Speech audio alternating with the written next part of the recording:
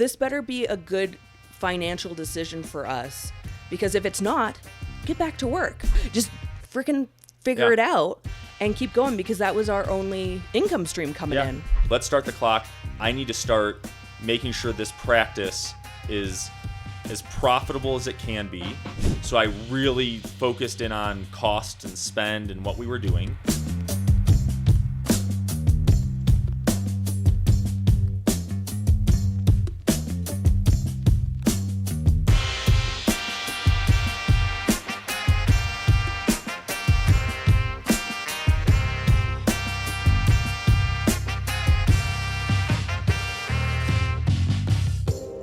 So we're now on, we've been doing this for like a few weeks now, and we actually... Feels like forever. Yeah, I'm sure. And we just, as of this recording, just got our first episode back from our editor, and it is getting uploaded on all the different sites now, so that's really cool. And the one thing I need to apologize to you, the viewer. Yeah, never me. Yeah, the viewer, for the one person watching. The listener. When we on the very first one, I have like no enthusiasm when we first started it. I'm pretty sure I started. I know. So I guess we're just a couple of dentists. I was like, man, this is terrible. It can only go uphill from here. That was my thought. You're like, this is really lame. It's like you're the complete opposite. Yeah. Camera, come on, freeze up. or like the episode with in Friends where Ross gives a lecture and he starts to like have an accent for some reason. You're like, where the hell did this come from? Yeah, I don't know. It's that like was weird. it's like, Eric, why are you so like dull on this? I don't know. Camera shy, I guess. I don't know. It's kind of weird. Yeah. I guess. But are you excited for this one? Yeah. So this episode I'm extremely excited for. This is something that it's probably a couple years in the process, like start to finish of it all. Okay. And I love the whole experience. This is one thing, even looking back on it, I'm like, this is so cool. I don't know why. I don't know why it was. I know why, so because cool. It got you out. Yeah, it did. That's why. And we got money, so that was nice too. That was happy too. But what I'm talking about is our whole process of selling our practices. Yeah. As we mentioned before in the first episode, this is in relation to our two startup practices that we did, one in 2017 and one in 2019. And to give a little context, we're in Denver, Colorado, but both the practices were in suburbs like 30 miles apart from each other. Yeah. But why don't... Yeah, so I mean, we've had them for a couple years. I mean, I worked mostly at one, and then like we said before, 2019, you opened kind of yours, kind of following like the cookie cutter type, systems that I had, and we're just like, okay, we'll just put them into your office. But after a few years, I mean, you got really burnt out. Yeah, I did. With the dentistry and the managing of the people and the systems and me, yelling at you, telling you what systems you need to do and you not doing them. I mean, if I had just, looking back, I would have just done them from the start. Maybe we wouldn't be in this situation. Possibly. Yeah. But you really didn't have like that joy of dentistry anymore. And it just, I don't know. I think you started Ordo kind of around COVID. Yep. And just as context, that's a software that we're doing. That's like a supply software. Yeah. So like something still in dental, but outside of dental. Yeah. And that was taking up so much more of your time. And you really just wanted to pursue that. And every little thing at the office was just kind of really getting to you. And you're just like, I hate doing this. Oh, yeah. I definitely hated life for I know. And while. you complained about it every single day and every phone call. I'm a good complainer. Yeah. Oh, aren't you? And then for me, kind of that time frame, I just had Max. So that was kid number 2. So I took my extended maternity leave type of thing, had an associate working at the office. So I wasn't really too clinical at that time. And then I was accepted into an accelerator program for my own business idea. So I was working like full time on that and, also helping on the Ordo stuff as well.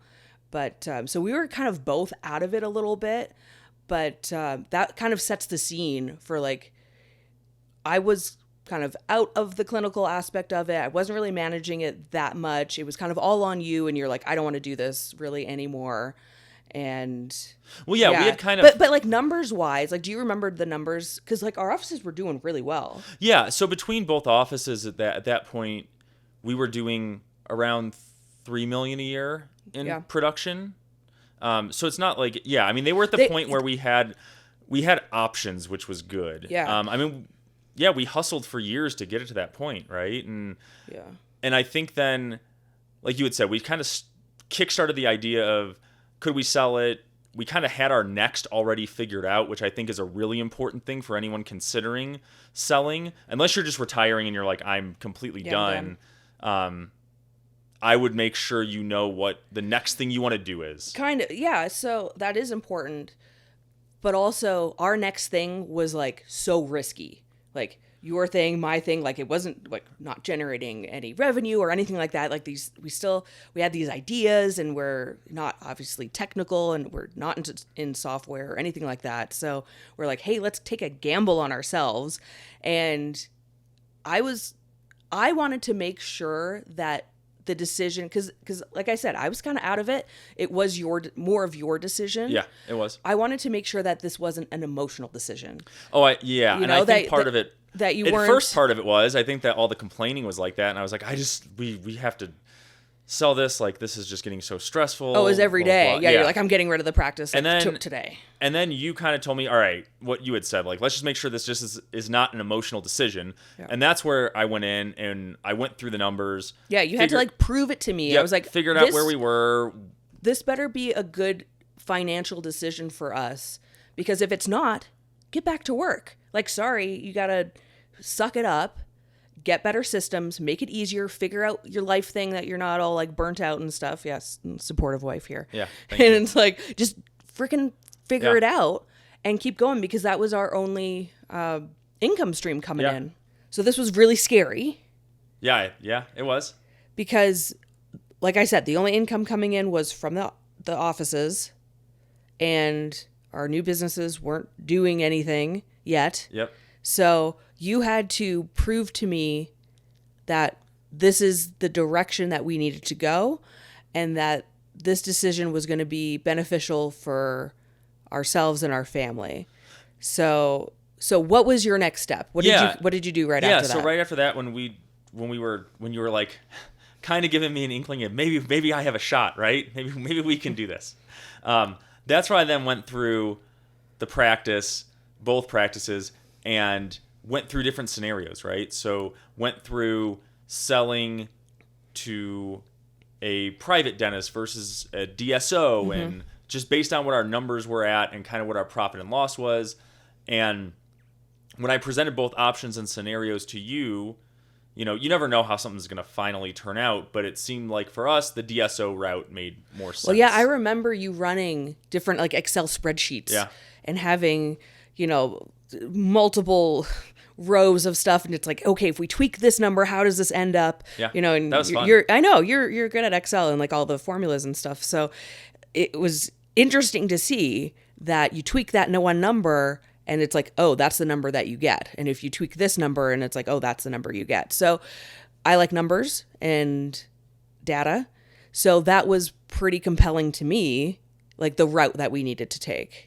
Yep. And then so from that point, once I kind of had the go-ahead from you, then that's where I started to do a little bit more research and talking to people that sold to DSOs, people that were running DSOs, just trying to figure out where the market was, what multiples were at, how practices were being valued, where we were at in like dentistry. Mm-hmm. And it did seem at that point, so that was kind of mid 2022, kind of end of 2022. Yeah.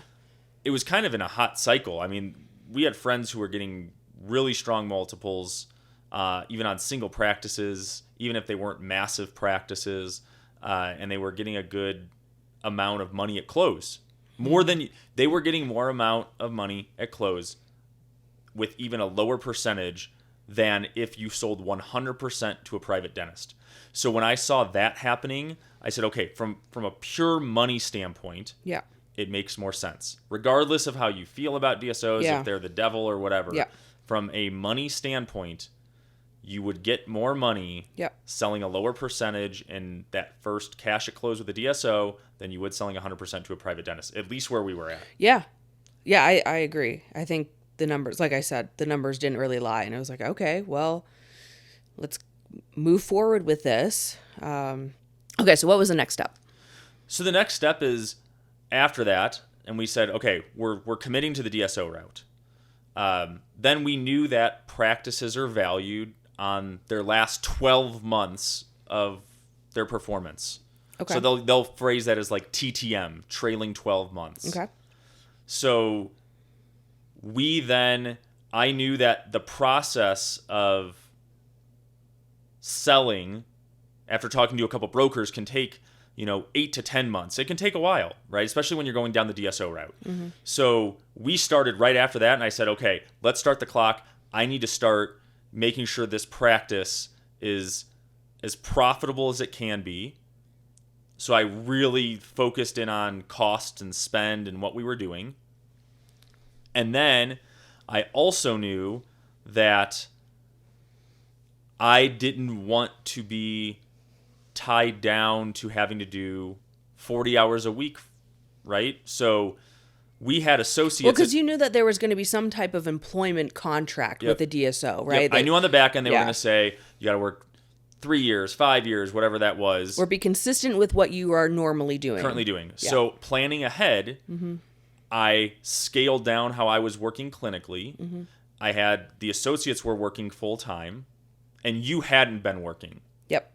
Which was good. Yep. So we kind of set the stage on that. So those were two main things we did to like think ahead, was to make sure that we were working as much as we wanted to work after selling, right? And didn't have a contract where we had to work it relied on you. Yeah. Like, so that would be something where if you didn't have an associate at that point, you might want to think about getting an associate a year before selling. Right? Oh yeah, at least. Right? Or if you didn't want to work, full-time hours, or if you wanted to take a step back, you needed to think about it then. Yep. It's just planning ahead on it. Right. So that's what we did with, the hours and things like that. Yep. Did you want to get into like any dials of like the expenses and stuff? What did we tweak? Anything like that? Well, no, I mean, it's not like we went like super cheap and didn't do anything. I mean, I think we just I paid attention to what we were spending on and making sure that. Definitely. You went line by line. I did go through line by line. We were pretty frugal with like, okay, do we need this? Is this something that... I think it was one of those, do we need it? I don't want it to come across like we were not giving, We still had a big practice, so it still had to run. Like, it's not like we're like, okay, everything is gone, all these things. It's like, no. We still kept our same systems and stuff. We ran much leaner with staff. Yep. I think we were kind of like, oh, we lost this person, and we really had to think, okay, is this person, do we have to replace this person? Yes or no? And if the answer was like, I don't know, maybe not, then we weren't going to. Yep. So we tried to like keep our staff costs pretty like down. Yep. Without obviously overwhelming. Controlling the things we could control, right? Yeah. We couldn't control rent, anything like that. Yeah. Hey, quick break here. If you're enjoying Just a Couple Dentists, don't forget to follow or subscribe wherever you're listening. It's the best way to keep up with new episodes and hear us argue about dumb stuff and complain about dentistry. And trust me, you don't want to miss that. Now back to the show. So yes, we did all that stuff. The other thing, though, that we planned for is we needed to then look at what do DSOs look for in a practice to find something that's an attractive practice for them. So I had talked to someone who ran a DSO, and it kind of went down. There were a few factors. The first was they wanted to make sure your practice was growing. So we wanted to show that revenue over the last few years had been steadily increasing, right? The more the better, but at least increasing. So we really focused in on making sure that we could do that. A certain amount of operatories. So DSOs are all about, it kind of ties in with growth. They want to buy an asset or a practice that they know they could expand on and grow.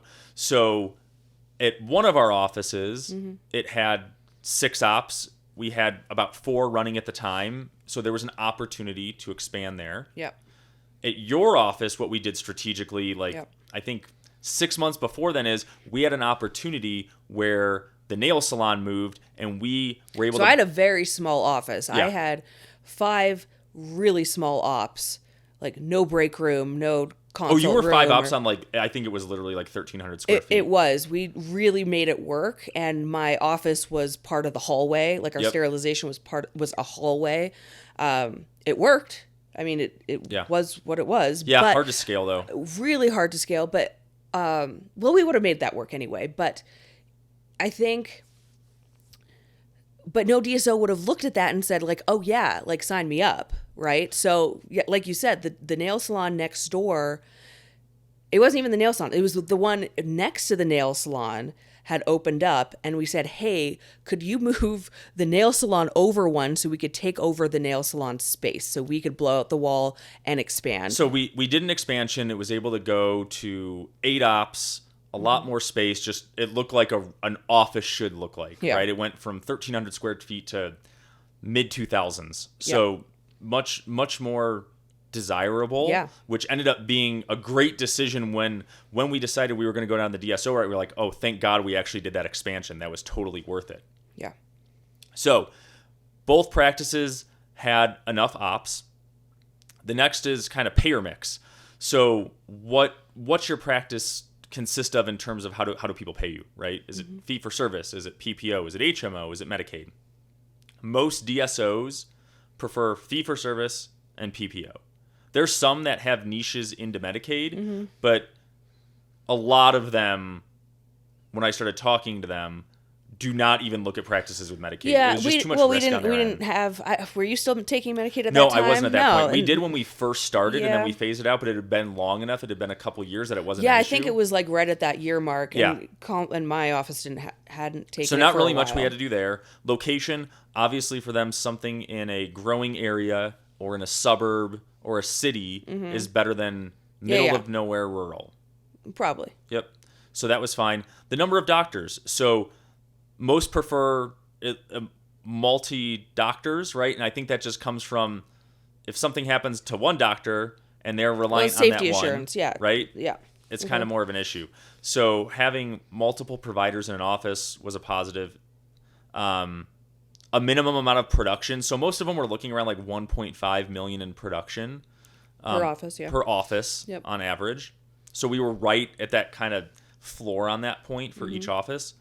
And then the service mix, just making sure that, kind of going back to the number of doctors, that one doctor wasn't doing, 90% of the production or 90% of the procedures, and it wasn't as reliant on one of them, and it was more evenly split. Yep. So it looks like we checked off all those boxes. yeah, so for a lot of those, we had those already checked off, which was nice. So not a ton we had to do there. So then we got, at that point, we got the ball rolling. At first, do you remember? We tried doing it ourselves. Not we, you. Me, You yeah. definitely tried to. Yeah, you're like, And when I do say this. doing it ourselves, I mean, do you hire a broker or do you not hire a broker? So for Yeah, me, I remember you making calls, like directly. Oh yeah, I called a few of the big DSOs just to say like, I don't need to pay a broker X amount of money. This is going to be ridiculous. Like I can just figure this out myself. So obviously, I learned pretty quickly that I'm not in private equity. I'm not in venture capital. As a dentist, I'm in over my head versus these guys that are PE guys. were the DSOs like happy? Where they're like, oh yeah, go right ahead. You don't need a broker. So that's the one thing I found is the DSOs that we talked to were more than happy and even encouraged and said, you don't need a broker, right? Oh, and by the way, we have our own attorney too that can help you out. Obviously, massive, in my opinion, Well, that's a red flag. conflicts of Yeah. interest there. So, Yeah.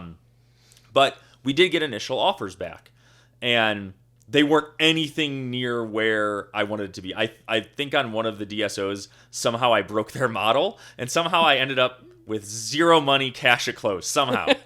I don't know how that happened. When we put the numbers back into the Excel spreadsheet, Yeah. we're like, what? Yeah. We owe them money somehow? Yeah, I don't know how that happened, but so then So yeah, after let's that, not take that deal. Yeah, after that, then I made the decision, and I was like, okay, let's bring on a broker and see if they can kind of help us through this because we still knew the practices were profitable. I think we just needed to find like the right partner. right? And we just, Okay. I didn't have the resources or time or energy to reach out to 100 different DSOs. I didn't have those relationships. From a time perspective, that would have been ridiculous, while still trying to run a really profitable practice to sell it. Yeah. And so it was just, that was a lot. And I remember you reading like that negotiating book too at that same time. It's like you were trying. I mean, yeah. In my head, I was like, yeah, you can do this. I'm the ultimate negotiator. No, it didn't happen at all. I was terrible at it. Probably still am. Okay, so you brought on a broker. So we brought on a broker, and the broker came recommended by a friend who had a friend who had used them and had a good experience. So kind of what I was looking for was someone who had a proven track record, who had been in the industry for a while, who can show me cases of where they've actually sold practices and it was successful transactions, where their retainer wasn't that high. So when you're paying, take a step back, when you're paying a broker, you pay them a percentage of the total value of the practice. So not just the percentage you sell to when selling to a DSO, but the total value. Yeah. They also have a retainer that is built in there too. So just like how an attorney works, right? So I wanted to find one that didn't have some crazy high retainer. There were a few that we had talked to that had, in my opinion, a very high retainer. So even if something didn't work out, you were still out a lot of money. So it's like an upfront cost. Yep. And then they get paid a percentage of like whatever you Sell for. Yep. So yeah, they get kind of paid twice. Yep. A little bit. Reasonable fees. So, I think that kind of, some of them just run the gamut. There's some that you can probably get super cheap and for a couple percentage, and then ones that are 10 plus percentage. I just wanted someone that had reasonable fees. So, it didn't have to be the lowest, but I didn't want the highest either. And then finally, I wrote down someone that wasn't a dick. So, what I mean is I didn't want someone that was kind of greasy and had a used car salesman mentality and was uber aggressive. I think that's right in some circumstances, but I didn't want to work with someone like that. It just wouldn't have been a good thing. So the person that we brought on and hired, which I guess I can give him a shout out, is JW. He was really good. He kind of fit all those things. He's an awesome dude. We still talk. But he kind of fit all those boxes that I wanted. And so we brought him on. And then we started talking to him about what we wanted in a deal, right? That was one of the great things at first is JW and a good broker is first going to find out what are your goals, what do you want, so they can help find a good partner for you. And so some of the things that I wanted, and then I talked to you about those, right, as well, and we agreed on them. But the first thing, do you remember that we wanted is we wanted the ability to be able to exit fully in a reasonable time. This isn't me. You wanted. I guess because you didn't have to work. I was kind of out of this. This didn't matter. These were your goals. What you wanted. Okay. You could convince me on the financial part of it. Yeah. And I'd be good. If you had to work 10 years, I'd be like, all right, that's fine with me. Yeah. But you had some very strict stipulations. Yeah. And you told JW what those were, and then you're pretty much like, try to find the DSO that fits this. Yeah. So briefly to go over that, when I say fully exit, it means that if most DSOs you don't sell your practice 100% to right away. You'll walk away, like hand over the Yep. keys, Nope. like a house, and say see you later. Yep. Yeah, that's not or how like it works. how you would if you were selling to another dentist, right? Well, it depends too. Yeah. So what I meant by that is when you sell your first chunk, that I wanted to be able to sell that second chunk fully within a reasonable time. There are certain models and certain DSOs that have a reputation for what we call golden handcuffs, where they will you have to keep a certain percentage of your equity in there for a while. And so you're kind of tied to it. And so the end valuation that you finally get on it is actually a little bit lower because it's usually hard to sell that last little piece. So I didn't want that. I didn't want to be tied to someone because it's a new partnership. You don't know how it's going to go. It could be awesome and you could say, I want to stay on for 10 more years. Let's ride this thing out. Or it could be terrible because you don't have control anymore. And if it is terrible, I wanted the ability to be able to exit fully and be able to move on. Okay. Next one. I wanted to find a DSO that was at the tail end or back end of their recap cycle.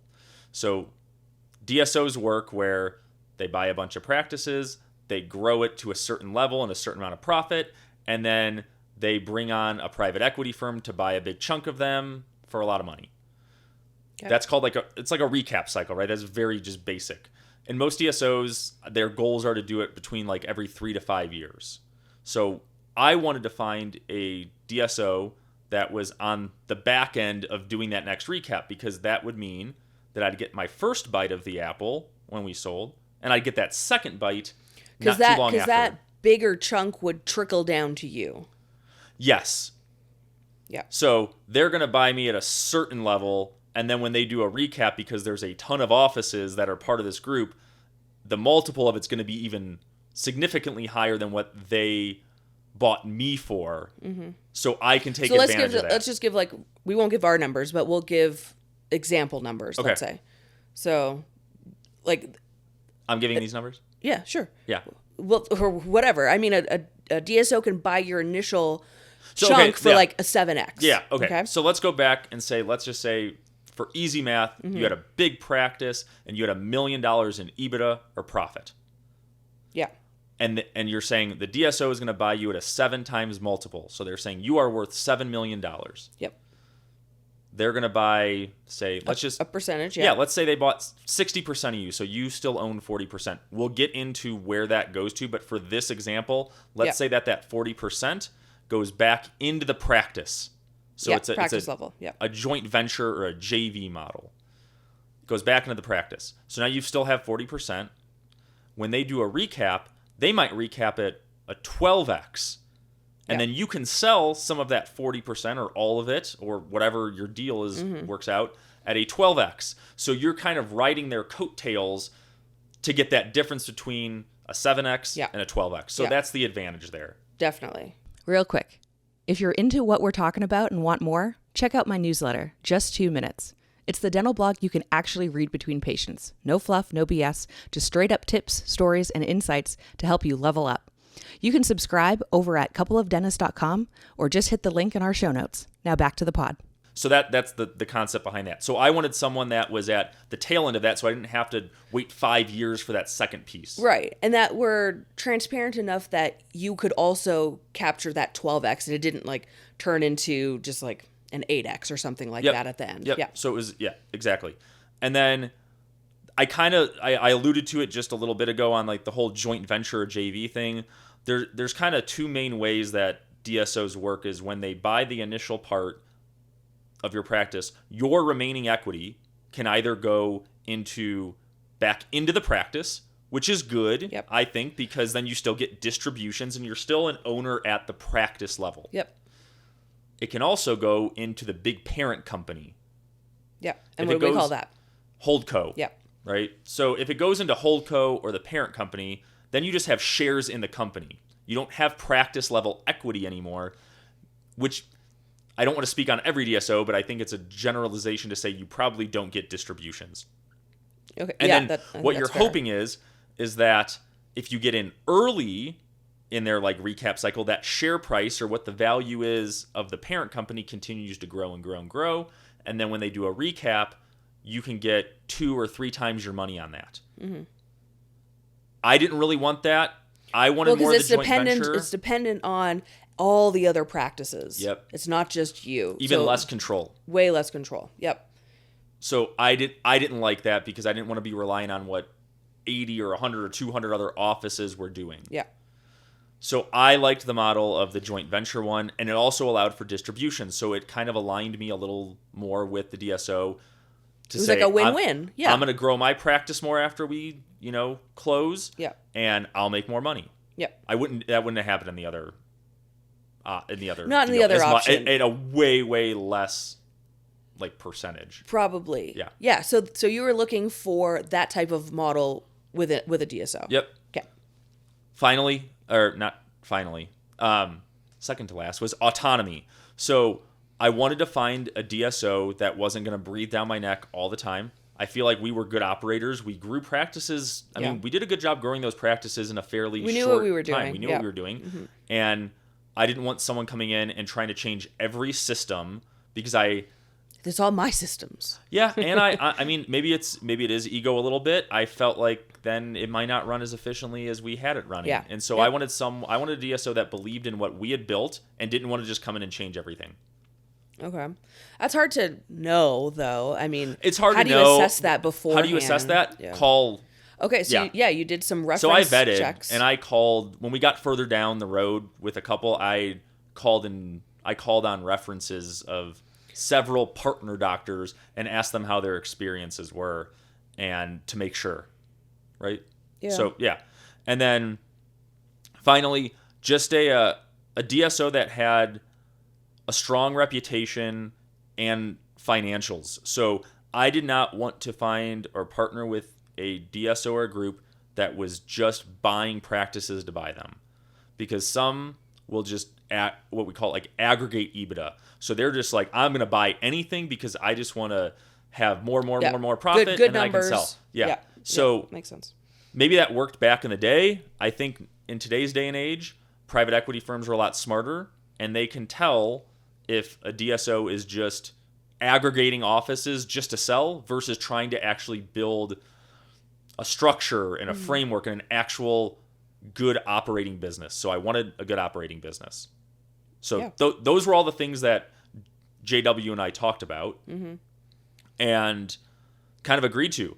And then the fun part started. That's when he got all our information. You know, we had to send him all of our books, all our financial statements. He got a big data room of all the different things we needed.